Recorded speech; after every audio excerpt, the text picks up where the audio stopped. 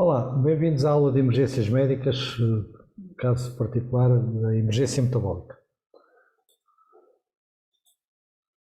O nosso objetivo então vai ser, dentro das emergências metabólicas, abordarmos a diabetes, definir o conceito do que é a diabetes, como é que essa doença se instala, as alterações da glicemia capilar associada à diabetes e, dentro disto, as emergências mais comuns, que é a hipoglicemia e a hiperglicemia. E, por fim, discutirmos a abordagem ao doente com alterações da glicemia. Ora bem, para entrarmos nesta aula, temos que perceber que alguns conceitos são fundamentais. Portanto, emergências metabólicas, metabolismo. Quando nós falamos de metabolismo, estamos a falar do nosso sistema de trocas. Portanto, como é que existe esta relação que leva ao funcionamento do organismo, como é que as células funcionam, portanto, tudo isto é parte do metabolismo. Portanto, é fornecido um conjunto de substâncias, é retirado um conjunto de subprodutos resultantes desse metabolismo. Portanto, é assim que as coisas funcionam. O termo metabolismo celular é aquilo que é usado como a referência ao conjunto de todas as reações químicas que ocorrem ao nível das células, portanto, ao nível das células e dos tecidos em si. Para isso temos que ir aqui um pouco à anatomia. O principal órgão aqui das emergências metabólicas em relação às variações de glicémias é o nosso pâncreas. O pâncreas, portanto, é uma glândula que vai processar, vai contribuir aqui no processo de digestão, mas tem um papel importantíssimo na regulação dos açúcares e da forma como o corpo utiliza os açúcares. Produz as secreções, exócrinas e endócrinas, portanto, quer para o sangue, quer para outras regiões do corpo, e tem uma localização retroperitoneal, essencialmente atrás do estômago, ao nível da primeira vértebra lombar, mais ou menos nesse alinhamento. Portanto, produz então, na secreção exócrina, ou seja, para fora dele, o suco pancreático, que vai ser libertado do duodeno, portanto, e vai interferir no processo de digestão. Produz para o sangue várias hormonas, mas as duas principais hormonas é o glucagon e a insulina, que vão ser responsáveis pelos metabolismos dos açúcares. Dentro disto, e que estamos a falar de açúcares, quando nós falamos de glicemia, estamos a falar de açúcar no sangue, portanto, glicose no sangue, que está a sua quantidade, a quantidade de glicemia que existe no sangue depende diretamente da quantidade de insulina produzida pelo pâncreas. Já vamos ver porquê, não é? Portanto, o açúcar resulta da nossa alimentação, essencialmente dos carboidratos que ingerimos. Assim sendo, a insulina é uma hormona, portanto, produzida pelo pâncreas, que é responsável pela regulação do metabolismo da glicose. Portanto, basicamente, é este o papel dela. É produzida sempre que existe um aumento deste açúcar no sangue, portanto, desta glicose no sangue, portanto, e aparece a insulina para quê? Para que a célula possa absorver essa glicose, possa a usar. Portanto, digamos de uma forma simples, que a insulina é a chave que permite que a glicose passe a membrana celular e seja utilizada pela célula para a produção de energia. Portanto, a glicose é a principal fonte de energia, de produção de energia que nós temos no corpo. Portanto, daí que a insulina é que permite que as células metabolizem a glicose. Quando não existe insulina suficiente, o que vai acontecer é que a célula não é capaz de metabolizar a glicose e esta vai-se acumular. Vai-se acumular principalmente no sangue, mas também nos tecidos. Portanto, o açúcar então é essencial para que as células produzam energia. Portanto, nós temos, para a produção de energia, temos vários fatores. Temos a glicose, que é o nosso combustível, o oxigênio, que é o nosso comburente, o calor, que permite que o metabolismo funcione, e a água, que permite quer o transporte, quer esta regulação toda que é necessária existir.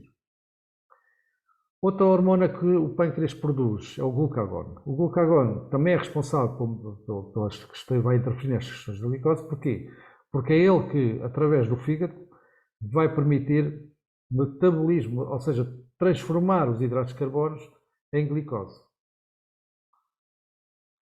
Portanto, o glucagon, quando se liberta, portanto, este metabolismo através do fígado, vai produzir glicose para o sangue. Portanto, basicamente é através do fígado. Portanto, o fígado é um órgão que é a nossa grande glândula, não é? E que tem este papel fundamental na transformação que nós retiramos dos alimentos em glicose para que o organismo possa usar. Portanto, e também quando é necessário, ou seja, quando não existe alimento suficiente ou açúcar suficiente, é ele que vai metabolizar as reservas fisiológicas, essencialmente gordura que existe, principalmente no fígado, transformando esta reserva em açúcar e colocando no organismo. Portanto, é uma hormona que é produzida pelo pâncreas e, à semelhança da insulina, que pode ser dada externamente através da insulina preparada, portanto, injetável, pode ser dada desta forma. O glucagon também pode ser administrado quando o corpo não tem suficiente ou quando existe uma hipoglicemia grave, pode-se dar, que vai obrigar o fígado a transformar, portanto, esta reserva hepática em açúcar e desta forma tentar combater a descida do açúcar. Percebendo este conceito, desta relação do pâncreas com o fígado, portanto, o pâncreas produz a insulina e o glucagon. A insulina é que vai permitir, portanto, vai ser lançada no sangue e vai permitir que as células utilizem a glicose que existe em circulação. O glucagon vai dizer ao fígado, transforma os nutrientes, neste caso o que resultou da absorção dos hidratos de carbono, em açúcar, e este açúcar é libertado para a circulação para chegar aos tecidos. Portanto, quando existe insulina, as células utilizam a glicémia, portanto a glicémia desce. Quando é libertado o glucagon, a glicémia sobe. Portanto, é a relação destas duas hormonas que permite que o metabolismo dos açúcares seja adequado.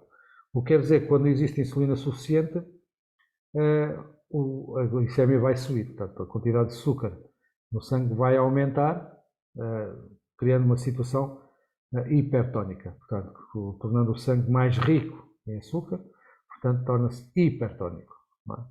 Portanto, quando temos insulina em excesso e não temos açúcar suficiente, ou porque não temos açúcar suficiente, nós temos uma situação de descida da glicémia, porque o açúcar que existe vai ser literalmente consumido, e se o glucagon libertado não conseguir libertar a reserva hepática suficiente, vamos ter então uma descida acentuada do açúcar. Portanto, aqui em pequeno resumo, o nível de açúcar no sangue chamamos de glicémia, glic quer dizer glicose, émia quer dizer sangue. O aumento da quantidade de açúcar no sangue damos o nome de hiperglicemia, e a diminuição acentuada do açúcar no sangue chamamos de hipoglicemia. Quando a produção de insulina é afetada, o açúcar não é digerido, criando então livremente no sangue, embora possa ser também usado pelos células. É aqui que vamos ter a chamada doença de diabetes. Portanto, a diabetes identifica-se pelo surgimento da hiperglicemia. Isto quer dizer que o pâncreas não produz a quantidade de insulina suficiente ou não produz insulina. Há vários tipos de diabetes. Ela está classificada com diabetes tipo 1, tipo 2 e a diabetes gestacional, e que vamos agora tentar aqui perceber um pouco isto. A diabetes tipo 1 resulta então da destruição das próprias células do pâncreas e ele deixa de produzir insulina. Quer dizer que estas pessoas precisam de que a insulina seja administrada externamente, portanto através de uma injeção de insulina para conseguir fazer o metabolismo dos açúcares. A diabetes tipo 2 resulta de uma degradação da função do pâncreas, em que há uma diminuição da produção de insulina ou um aumento da resistência à insulina, ou seja, em que a insulina, esta resistência não permite que os açúcares sejam metabolizados de forma adequada. Portanto, vai haver aqui também um quadro de hiperglicemia. E depois temos a diabetes gestacional, que tem a ver com as alterações hormonais que ocorrem na gravidez, pois na área da gravidez iremos falar sobre isso. Quais são os fatores que potenciam, então, uma diabetes em alguém? Portanto, a idade, o fator envelhecimento pode contribuir para o surgimento da diabetes. A obesidade é a principal causa. Portanto, haver história de diabetes na família, portanto, é uma questão hereditária. Na grávida não controlada, pode haver até chamada diabetes gestacional e pode se tornar uma diabetes tipo 2. A hipertensão arterial, o colesterol elevado, não é? E outras alterações que possam surgir no organismo. Podem levar, portanto, estas alterações da regulação do açúcar podem levar à diabetes. Portanto, a quantidade de insulina então pode ser insuficiente no corpo, levando ao surgimento da chamada hiperglicemia, por deficiente funcionamento do pâncreas, Portanto, ele não consegue produzir a quantidade de insulina suficiente, ou ingestão abusiva de alimentos açucarados, em que ele não consegue produzir insulina suficiente para a quantidade de glicose que está a ser produzida naquele momento. A distinção entre hiper e hipoglicemia às vezes não é possível, não é fácil de identificar, e devemos atuar sempre como se estivéssemos perante uma hipoglicemia. E porquê? A hiperglicemia é uma situação de evolução lenta, progressiva, muito lenta, portanto, normalmente não põe em risco a vida do doente. A hipoglicemia não. A hipoglicemia é de instalação súbita, tem uma progressão rápida e pode causar a morte do doente. Portanto, pode provocar a morte, como pode provocar lesões, principalmente ao nível neurológico, e depois podem trazer déficits ao doente sem necessidade nenhuma. A glicemia avalia-se pela utilização de glucómetros, portanto, que são sensores eletrónicos em que se faz uma colheita de uma gota de sangue e vai-nos dar os valores de glicemia por decilitro. Os valores de referência são estes que aqui estão, portanto, os recém-nascidos no pós-parto nascem quase sempre com 40, 60 de glicemia, portanto, é normal para eles, portanto, pode variar entre os 40 e os 100 após a amamentação. Em crianças, tanto até aos 30 kg, entre os 60 e 99, sendo 100 mg por decilitro, e os adultos, normalmente entre os 70 e 110. Olhando aqui para esta tabela do lado direito, nós podemos pensar então como é que são os valores normais. Normalmente, quando estamos em jejum, a glicemia normalmente varia entre os 70 e 110, portanto, não é problemático. Após uma refeição, vai entre os 80 e 120, podendo ir até aos 140, sem problema nenhum. Se repararem, temos aqui um outro parâmetro, além da glicemia, que é as cetonas, em que começam a surgir acima dos 180 a 200, e aqui são extremamente prejudiciais, já vamos falar sobre isso.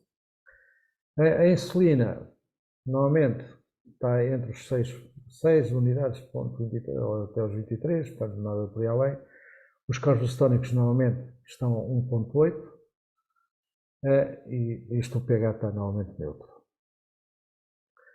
Pegando aqui na hiperglicemia, portanto, é uma emergência metabólica, não deixa de ser preocupante, apesar da sua instalação ser lenta e progressiva, resulta do mau funcionamento do pâncreas e, logicamente, está associada à diabetes.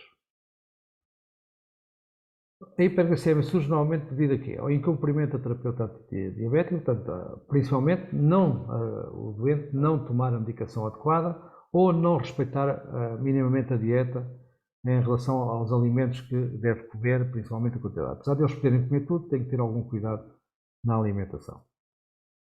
Portanto, pegando no metabolismo da glicemia, então o que é que acontece aqui na hiperglicemia? Portanto, vamos ter uma diminuição da insulina. Isto já por si vai levar ao aumento da concentração de glicemia, ou seja, de açúcar no sangue. Mas a célula continua privada, porque a insulina, ou seja, a célula não consegue utilizar adequadamente este açúcar disponível, por causa da descida da insulina. E continua a dizer que precisa de produzir energia, precisa de açúcar. Então, o fígado vai metabolizar a glicose, ou seja, as gorduras, as reservas hepáticas que tem, em açúcar e vai libertar açúcar para dentro do sangue.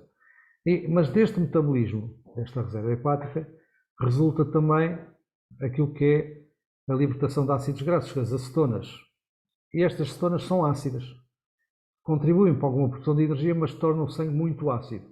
Portanto, é este o problema da hiperglicemia. Torna-se aqui, temos uma subida elevada da glicemia e temos uma subida elevada dos corpos acetónicos deste ácido. E este ácido é que vai provocar depois danos nos tecidos, entre outras coisas.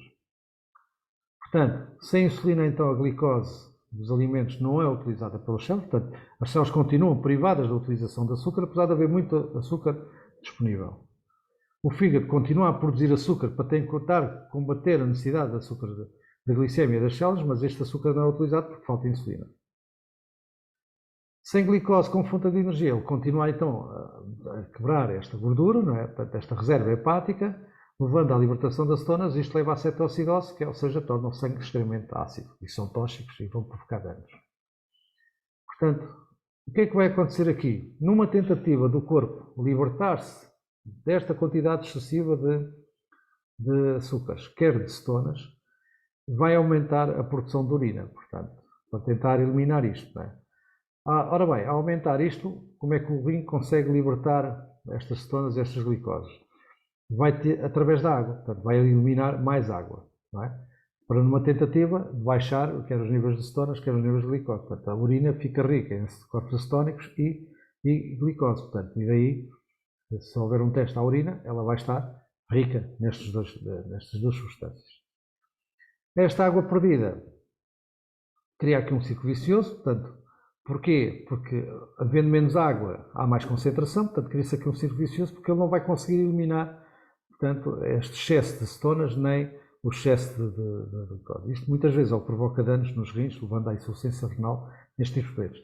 Nos quadros de hiperglicemia grave, vai levar ao choque. Primeiro começa com um choque metabólico, portanto, cetoacidótico, hiperglicémico ou hiperosmoral, e depois acaba num choque hipovolémico pela desidratação. Portanto, destes dois quadros que nós temos então associados à hiperglicemia, temos sempre duas situações.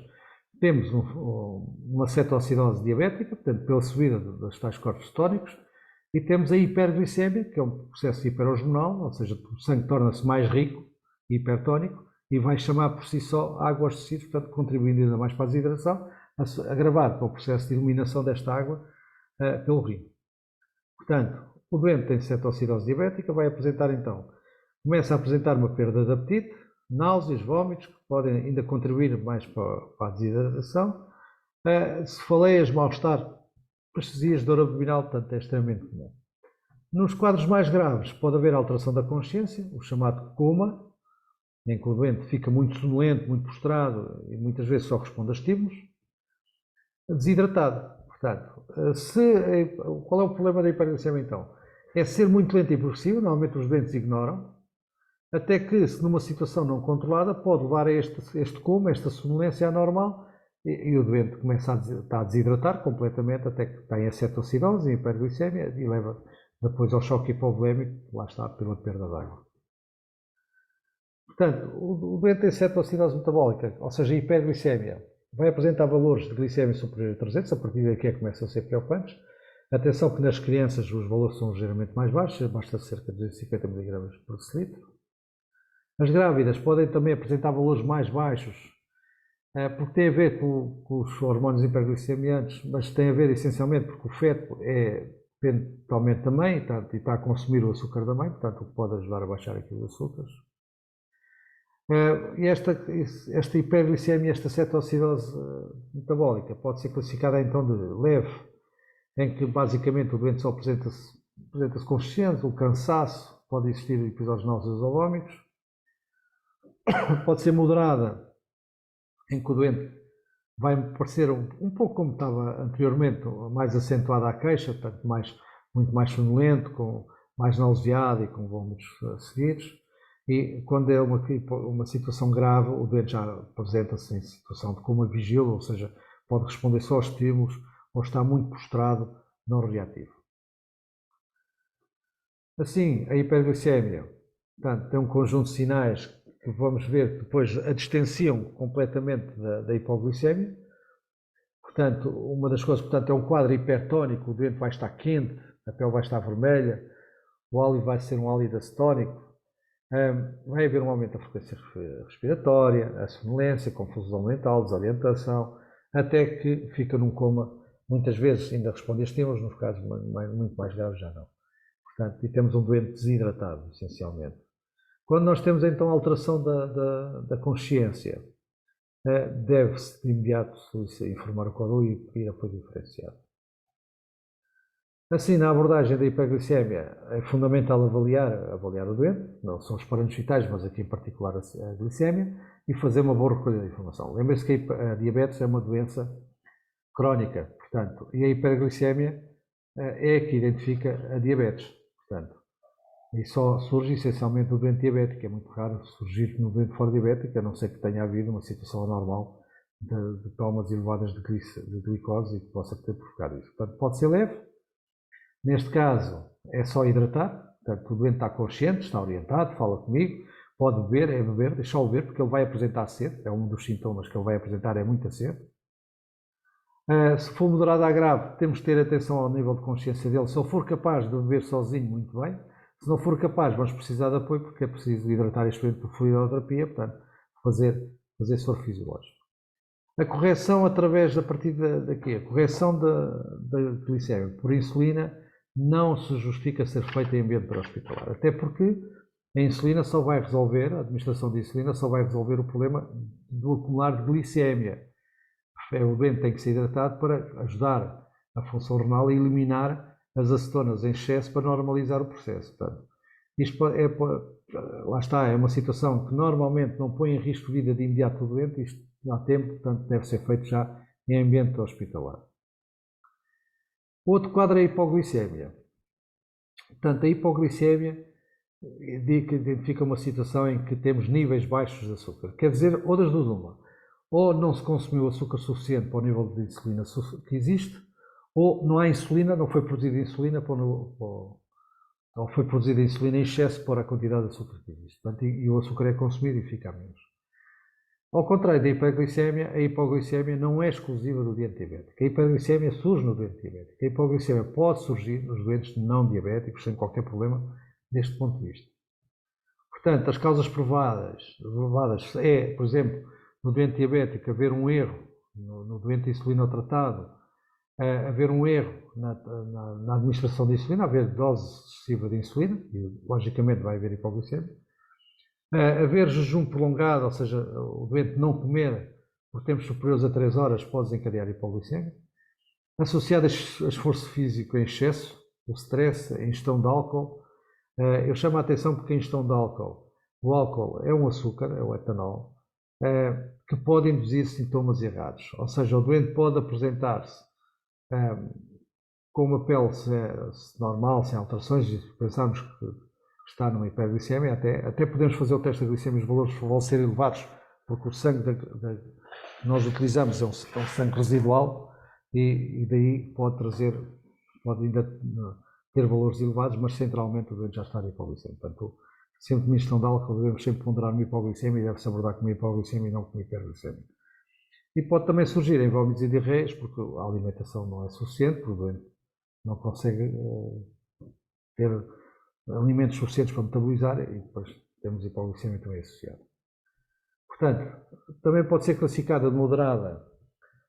Podemos dizer leve é a hipoglicemia em jejum, ou seja, quando nós temos 80 a 120, podemos ir até aos 140, se tivermos 70 de glicemia, podemos que é uma hipoglicemia leve, portanto, combate-se facilmente com a alimentação. Portanto, na moderada, normalmente os doentes estão conscientes, pode ir até aos 50 mg por decilitro, em termos de resultado, normalmente estão conscientes, podem apresentar-se um pouco irritados, por aí fora faz parte do processo, portanto, facilmente também é ultrapassado. Na hipoglicemia grave, já podemos ter alterações da consciência ou déficits neurológicos, muitas vezes são semelhantes ao AVC. Por isso é que quando nós temos um doente AVC, deve fazer sempre teste de glicemia para despistar uma potencial hipoglicemia. Recordo que as células neurológicas necessitam de açúcar, portanto, de glicose, e não existindo glicose suficiente, ou seja, numa hipoglicemia grave, pode haver lesões neurológicas que depois não são recuperáveis. Portanto, daí é preciso ter algum cuidado na hipoglicemia, porque a hipoglicemia, se não for estabilizada em tempo útil, pode levar à morte do doente rapidamente.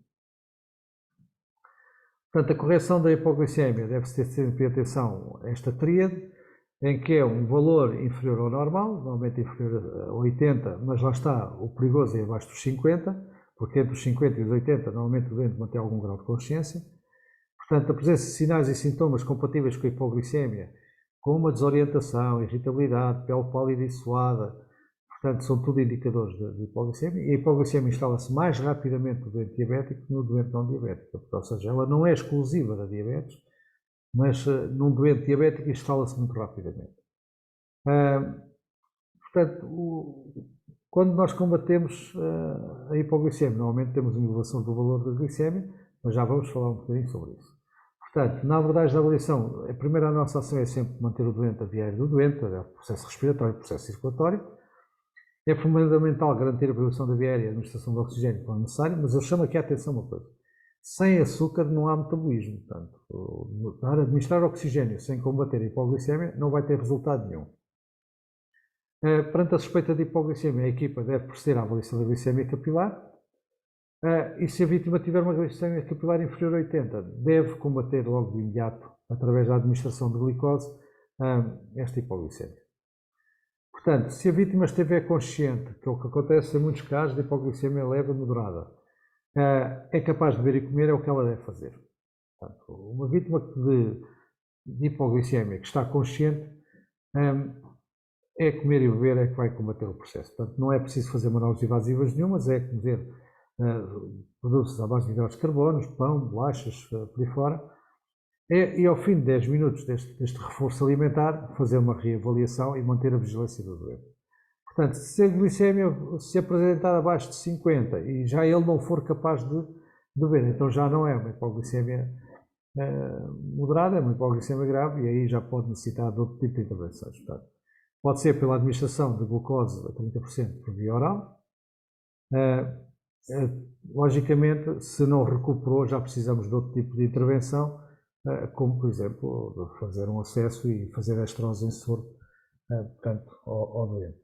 De qualquer das formas, podem-se fazer, esta glucose oral pode ser feita por uma substância já previamente preparada, pode ser feita com geleias ricas em açúcar, colocadas na mucosa oral, ou glucogel, portanto, que é de 50% ou 60%, em que é uma pasta de açúcar que é colocada na mucosa e a sua absorção é rápida.